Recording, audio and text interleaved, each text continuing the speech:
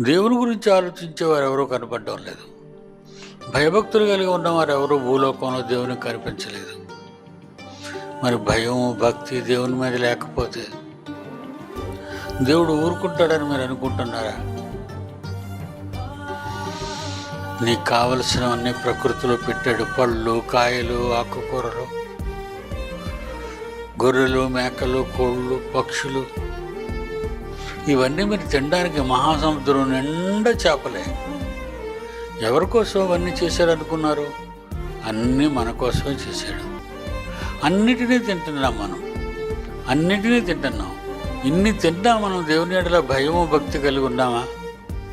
అయ్యో దేవుడు మా కోసం ఇన్ని చేశాడా, ఇంత చేశాడా దేవుడు అని ఎప్పుడైనా మీరు అనుకుంటున్నారా? తినేటప్పుడు కానీ, కొనేటప్పుడు కానీ, మార్కెట్లోకి వెళ్ళినప్పుడు కానీ మీరు అనుకుంటున్నారా? మనం అనుకోండి.